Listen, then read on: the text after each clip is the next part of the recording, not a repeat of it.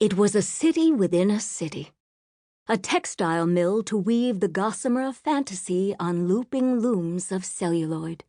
From the flashing needles of the tailors in the costume shop to the zoo where the animals were trained, from the matzo ball soup in the commissary to the blinding white offices in the brand-new Thalberg Executive Building, an army of people, composers and musicians, technicians and tinsmiths, directors and actors, spun thread into gold.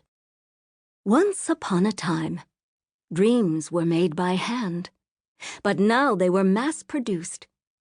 These 44 acres were their assembly line. Outside its walls, the brown hills, tidy neighborhoods, and rusting oil derricks of Culver City gave no hint of magic.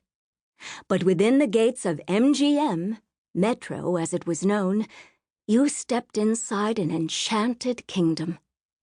A private trolley line that cut through the center of the studio's back lots could whisk you across the world, or back in time, from old New York's Brownstone Row to the Wild West's Billy the Kid Street to Renaissance Italy's Verona Square, with no stops in the outside world. In 1938, more than 3,000 people labored inside these walls.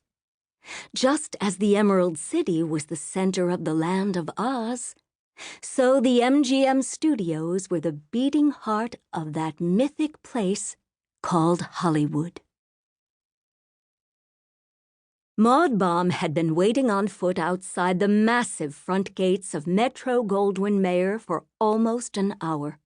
Just another face among the throngs of visitors hoping for a chance to get inside. Every now and again, a gleaming automobile pulled up to the gate.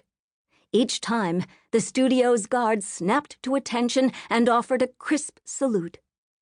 Whenever this happened, the fans waiting around the entrance, hoping to catch a peek of the stars, would leap forward, thrusting bits of papers through the car's windows. As Maud observed this spectacle, she couldn't help but feel a pang for Frank. His doomed Oz Manufacturing Film Company, a single giant barn-like structure, had been just a short distance away from the current location of this thriving metropolis of Metro. In 1914, when Frank had opened his company, Hollywood had been a sleepy backwater of orange trees and bungalows, and filmmaking a crazy venture seen as a passing fad. If only he could have lived to see what a movie studio would become over the course of the next 2 decades. Another white city, a giant theater stage.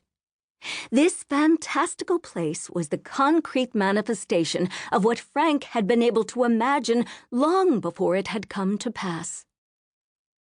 At last, it was Maud's turn. As the guard scribbled her a pass, her stomach fluttered. Inside her purse, she had the small cutout torn from Variety. She didn't need to look at it.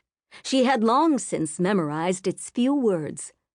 Oz sold to Louis B. Mayer at MGM. As the last living link to the inspiration behind the story, she was determined to offer her services as a consultant. But getting access to the studio had not been easy. For months they had rebuffed her calls, only reluctantly setting up a meeting with the studio head Louis B. Mayer because the receptionist was no doubt fed up with answering her daily queries. Today, she would make her case. If Maud's suffragist mother Matilda had taught her anything, it was that if you wanted something, you needed to ask for it, or demand it if necessary. True, Maud would far rather be reading a book at Oscott, her Hollywood home, but she had made a promise to her late husband that she aimed to keep.